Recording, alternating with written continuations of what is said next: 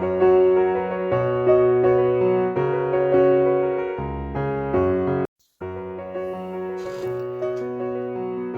if the rules that shape our communities, that tells us what gets built and where it gets built and how we get around, whether it's by car, bicycle, or walking? What if those rules were hiding in plain sight?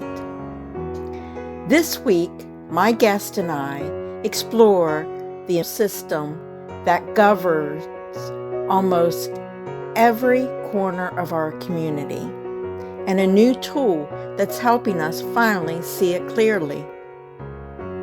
Additionally, near the end of the episode, there will be a brief discussion on the controversial topic of data centers. So stay tuned. It's an important topic you won't want to miss. I'm Christine Musser, your host. Welcome to the Wandering Pen Podcast.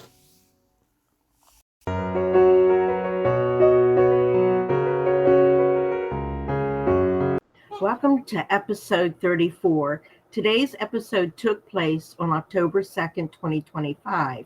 My guest is Sarah Brolin, a Mexican-American architect, attorney, professor, and policymaker whose work sits at the crossroads of design, law, and equity.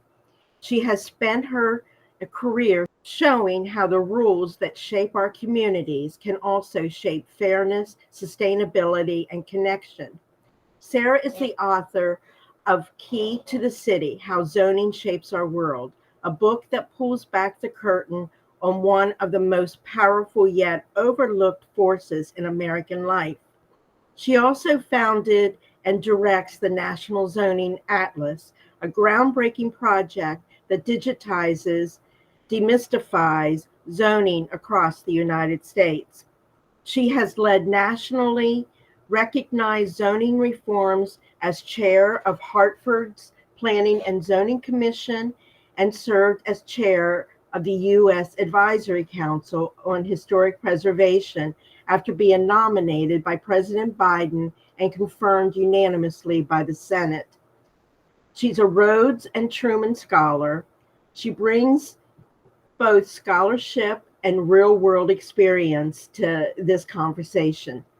Today, we'll explore the hidden power of zoning, how it affects everything from housing affordability to neighborhood design, and how tools like the National Zoning Atlas can help us all see and maybe reshape the rules that guide our daily lives.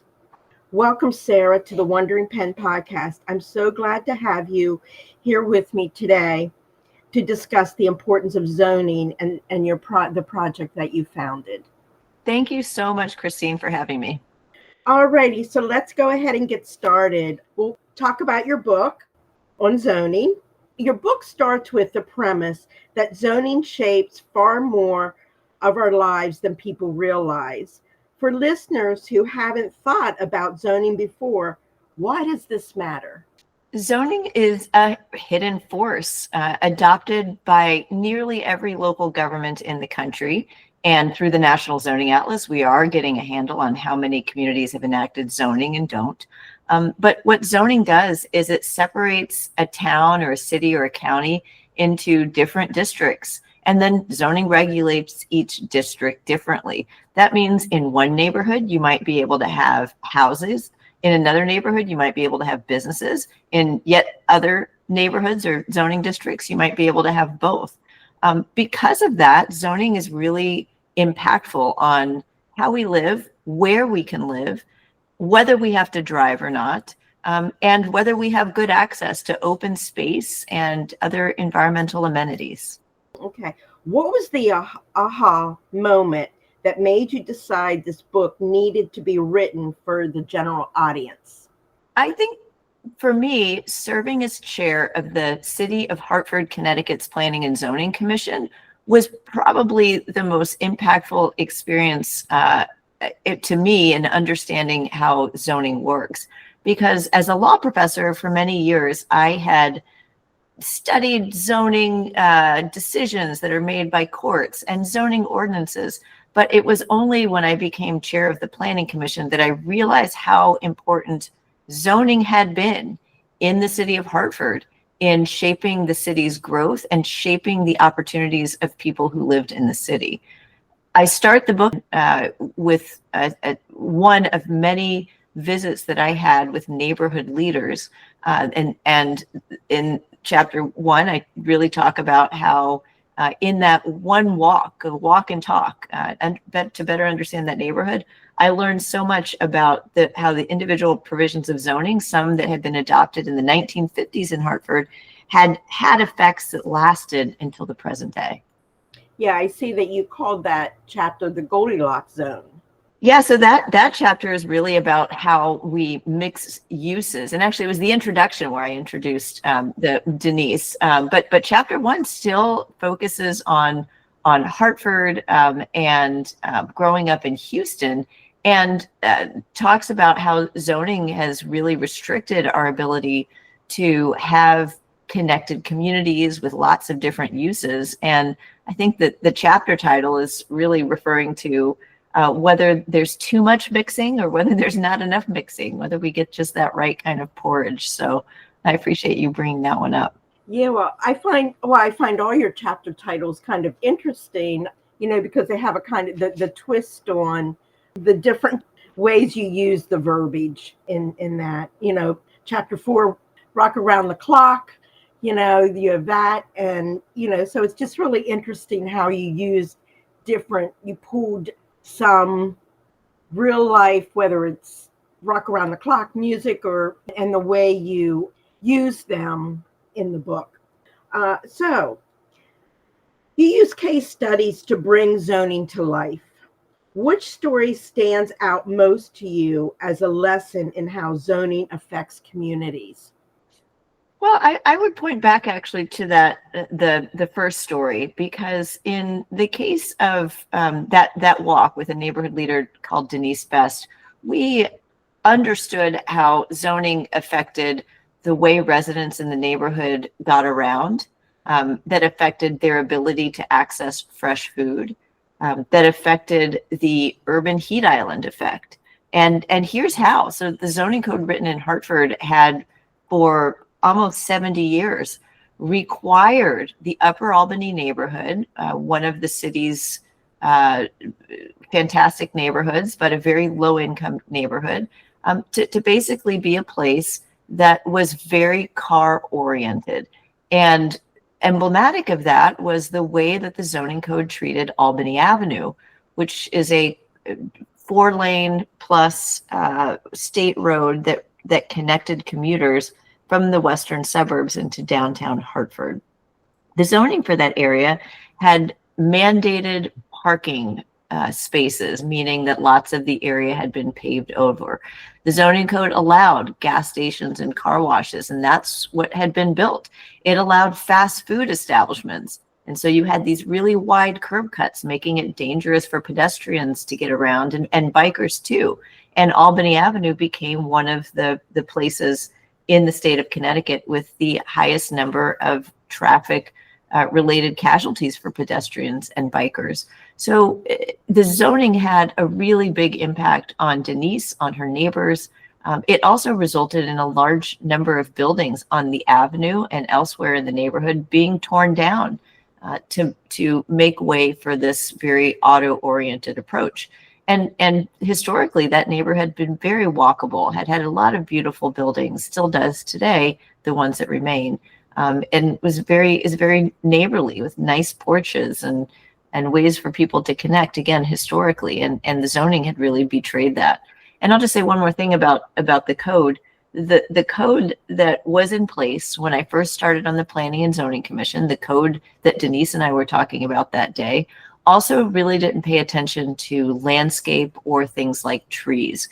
And I can't underscore how important that is for places because of all the asphalt, because of all the paving, because of the lack of consideration in the zoning code for trees. Denise's neighborhood and much of Hartford actually had lost a lot of its tree canopy, which makes the city hotter which makes it less beautiful, and studies have shown that makes it less safe. So those were among the many things that we discovered together that day, and I think helped to drive the impetus for me to push forward zoning reforms in the city that would completely upend the status quo. That's really interesting. And I can see that just in my community here, with whenever I sit in and hear about the development and the importance of the ordinances that are written. In your book, you talked about balancing equity, affordability, and design. What does that look like in practice? In my view, a zoning code has a big impact on all of that if it wants to. There are a lot of zoning codes out there that really don't say that much about the design of buildings, how they should relate to the street, for example, what amount of windows they might have, what the roof shape is. And increasingly, though, through form-based codes that address building forms and typologies, we are seeing zoning codes start to address that. What's positive about that is that for people like me who are interested in historic preservation and in coherent looking neighborhoods, a form-based code can help to sort of establish community expectations for how their community will be developed and then carry it out in practice. On the other side of things, it also presents the opportunity to have fairer approval processes and more equitable approval processes that take a neighborhood's preferences into account early in the process by writing the code. And in Hartford's case, as just one example, we adopted the form-based code and then said, well, you've got the design rules in your hand, so you can go through the permitting process just by working with staff as opposed to going through the public hearing process. That has enabled the construction of hundreds of housing units within the city that have not had to go through an onerous public hearing requirement. So it gives a developer certainty, it gives neighbors certainty, and it actually helps to produce one of the types of development that most communities need right now, and that's housing. And from an equity standpoint, I think that's a real win. Yeah, I know here in where I live, it lacks affordable housing in many communities here in this area. And I also want to tag on to this about waivers. Some critics worry zoning reform could become overregulation. How do you respond to that tension? And what do you think about developers asking constantly for waivers? There is always there will always be people who want to deviate from the zoning code as written, but scholars who have researched that topic, and it usually comes in the form of a request for a variance from the zoning code, have generally found that when a zoning code is confusingly written or doesn't really take into account realities on the ground, that city will see a lot of requests for waivers. Where a city also has a very restrictive zoning code, and yet there are development pressures, you will also see lots of requests for waivers or for variances of the application of the zoning ordinance. These variance processes are very unpredictable. They create a lot of uncertainty for developers and for people who might benefit from their developments, as well as for neighbors.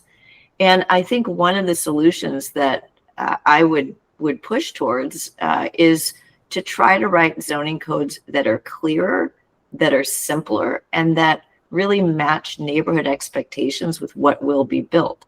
A good and well-written zoning code shouldn't elicit a lot of variances because it has taken into account a lot of different things. I'll point you to a scholar at Suffolk Law School, John Infranca, who wrote about variances in several major American cities, including the city where Suffolk is based, Boston. Boston has a 3,000-page zoning code with different codes within the code that apply to different neighborhoods. It is very confusing, and predictably, Boston sees a large number of variance applications. What that means is that for most people, to get anything built in their neighborhoods, they have to hire a lawyer. They have to go through a pretty onerous process. And at the end of it, they don't know necessarily what will happen. So if you're a single family property owner in the city of Boston, and you're trying to build an accessory dwelling unit to, hey, add to the stock of housing and put a few dollars in your bank account, it is a financial gamble for you to even apply in the first place.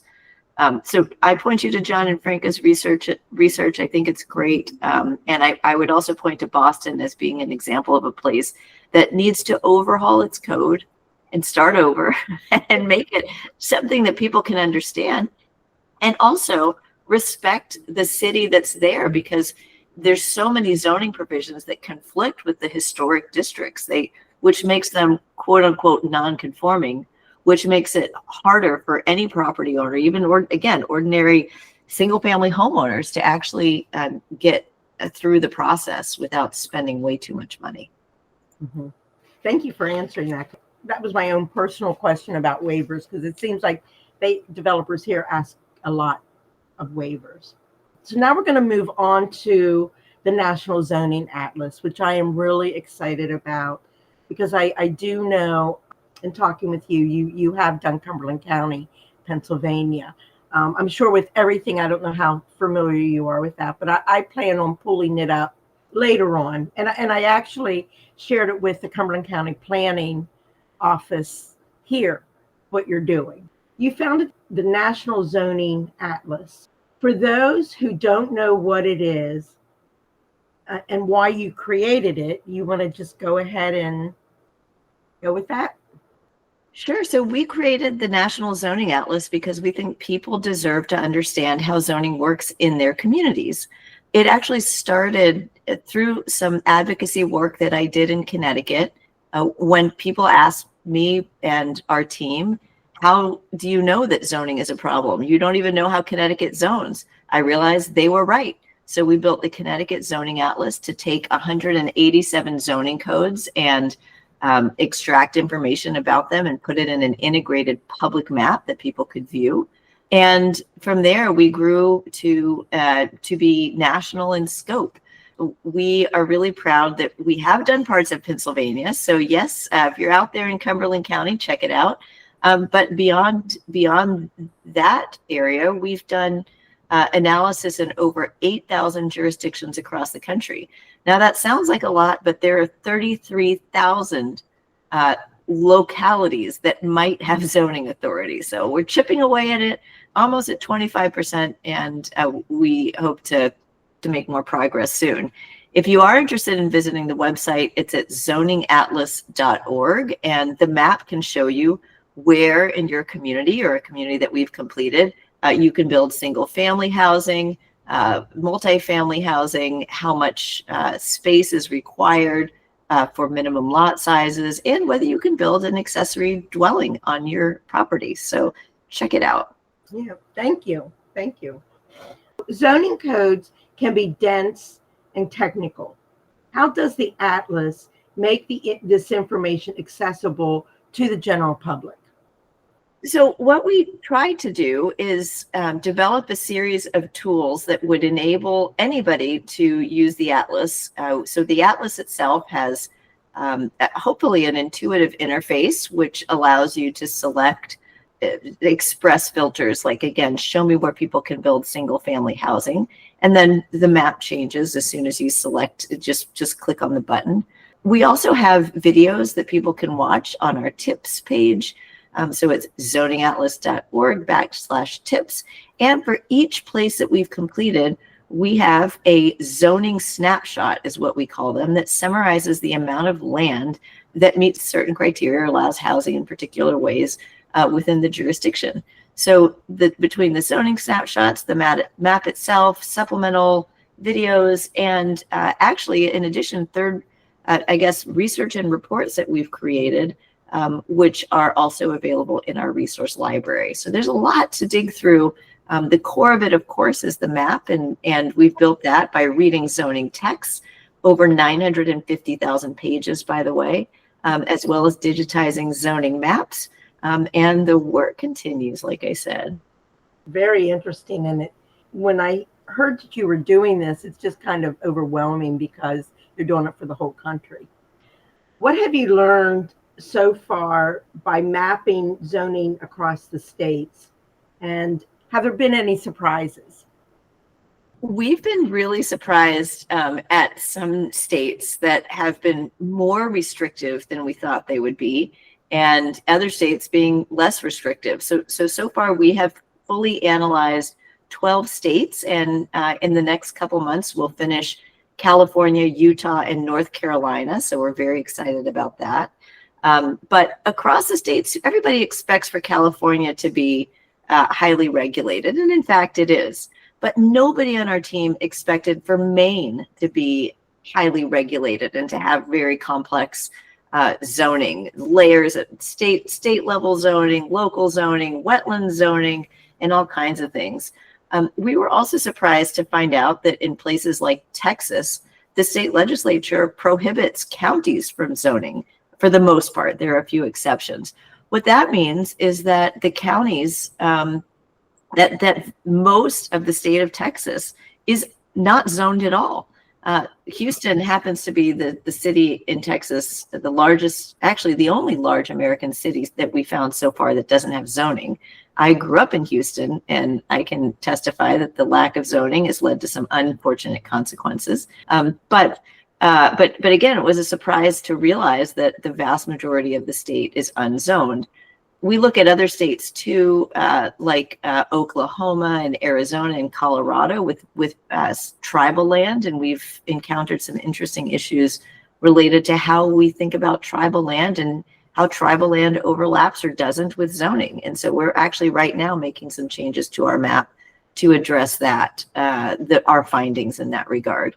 It's a great project. It combines law and digital humanities, technical, I guess, skills. And we just have really a lot of fun in our multidisciplinary team trying to figure it all out. Mm-hmm. You haven't figured out Pennsylvania yet, have you? That's a great question. So we've completed analysis, as you pointed out, in Harrisburg, the Harrisburg metro area. For the state as a whole, we've also determined that a large number of jurisdictions actually don't have zoning. So we've had some help from local groups, and of the 2,560 jurisdictions in Pennsylvania, that's kind of crazy, we've determined that 561 of them don't have zoning. And we've completed analysis, including that 561, for 749 jurisdictions. That is 29% of the jurisdictions in the state, covering 17% of the state's population. We are looking for funding actually to get both Pittsburgh and Philadelphia metro areas in the book. So if any of your readers or your listeners out there have ideas for that, great. We're a nonprofit organization, and we kind of go where we receive funding. But those Pittsburgh and Philadelphia, two really important metro areas that we hope to get up soon and catch a whole bunch of additional jurisdictions and understand how those zone. Okay. Well, I'll be sure to share this conversation with the people I know. They can maybe pass it along the way. How do you see communities, researchers, or policymakers using the Atlas to drive change? We've been really fortunate to have a lot of organizations use the Atlas and then tell us about it. We have a few stories about our impact on our website, but we know that the Atlas has informed statewide change in states as politically diverse as Montana, Texas, and Connecticut. We know that at the local level, planners have used the Atlas to help them understand how their community compares with a neighboring community, or maybe a similarly sized or similarly situated place in different parts of the country. We also have seen the Zoning Atlas used in research. So we've had a number of research partnerships, including with the Urban Institute, a national nonprofit research organization, and the Regional Plan Association, a century old tri-state nonprofit based in New York City. And we've explored with both of those organizations zoning's connection with flood risk, with sea level rise, with housing production, and with equitable outcomes. So it's been great to have all of these partners and organizations that have contributed to the Atlas and certainly that have used. Mm-hmm. Just the whole building up and organizing it to get it to where you could actually do the work on it was, I'm sure, was challenging, and pulling it together, trying to get it all organized and then get it going. How long did that take you actually to pull it together and then to actually get down and do what you wanted to do with it? Well, we started the Atlas in 2020 in Connecticut, so it's 2025 right now. So I guess we've been working on it for exactly 5 years. Okay. Exciting.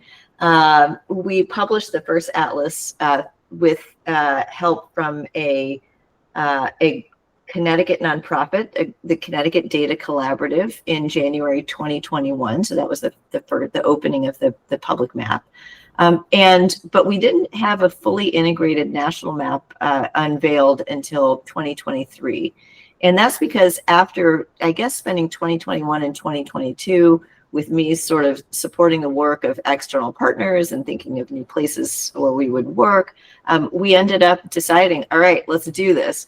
So we received funding to hire 4 staff members, which we did in January 2023. And from there, we hit the ground running and ultimately developed a framework, which we released a new map in 2023, and we've been building it ever since. And we've been changing it, as I mentioned. Mm-hmm. As we see new issues and as we update our methodology, we change the map, and we hope that doing that helps to serve the public. Great. Okay. And I just wanted to, I shared with you before we went into this conversation about right now in Cumberland County, data centers are really hot, so to speak. I mean, they're hot, literally, as well as they're a hot topic right now. And different municipalities are trying to write ordinances to how to allow them, how not to allow them. What thoughts do you have on data centers and the impact they have on a community and the environment? Well, data centers have maybe mixed blessings for communities. We are coming to find out. In some cases, they bring jobs and some economic development. In other cases, communities have experienced some pretty negative environmental impacts, including both the use of land and also the use of water. So I think as communities grapple with whether they want these uses in their communities, zoning is going to play a role in that. So I've seen, and we haven't painstakingly logged zoning for data centers like we have for housing, but certainly in the zoning codes we've seen, localities have run the gamut from banning them altogether to fast tracking and facilitating them. And again, I think communities are viewing these in different ways right now, and I think the zoning response is going to be part of our understanding of how different communities have embraced or rejected them. Mm-hmm. Yeah, it's just really interesting. It's a real new pathway that we're going here. Looking ahead, what gives you hope about the future of zoning reform? The fact that we see it happening all over the country at the state level and at the local level, and that we even have federal policymakers at least thinking about zoning. This was not happening 5 years ago when we started the Connecticut Zoning Atlas, when we started Connecticut reform in Connecticut. It was really starting to emerge first really in California and then in Montana and following along Connecticut and some of the East Coast states. And right now, I would say there's probably not a state in the country where housing is not an issue and where zoning is not at least a topic of conversation. Mm-hmm. So for me, the more we talk about zoning, the more we understand its details, which is what we're trying to help with the National Zoning Atlas, and its impact, which is what I hope to communicate in my book, its impact on people and communities, I think the better. So, let's keep carrying this conversation on. And the more we talk about it, the more we know, the more hopeful I am that will change. Okay. What's the one thing you'd hope every mayor or community leader could take from your book and the Atlas? That zoning is not an immutable document. The zoning code is not an immutable regulatory document that was handed down from the heavens. It is time to tackle the provisions in your zoning code that hurt your community. You shouldn't take what was handed down to you as an elected official or as a local decision maker or even as a community member as something that you can never change. We need to get back to first principles. We need to understand what our communities want. And then we need to remake zoning as a blueprint for the future. Okay. So you gave the link for the Atlas. How can they get your book to read, and or your website, social media? How can they get in touch with you? Sure. I mean, the book is available, hopefully, where most of the places where books are sold. I've gotten people texting me, oh, we saw it in the airport, and oh, we saw it at Barnes & Noble. So certainly those bigger places. I always encourage folks, though, to shop at independent local bookstores on your local main streets if you have one in your community. You can also visit my website at Sarah Bronin, SarahBronin.com. Okay. And we do have an independent bookstore. It's Whistlestop in Carlisle, Pennsylvania. So there you go. And Jeff would be happy to even send you a copy if you contact him. Thank you, Sarah, so much for joining the Wandering Pen here. I am so happy that you were able to do it, that we were able to connect. And for our listeners, if you'd like to learn more, I encourage you to pick up her book.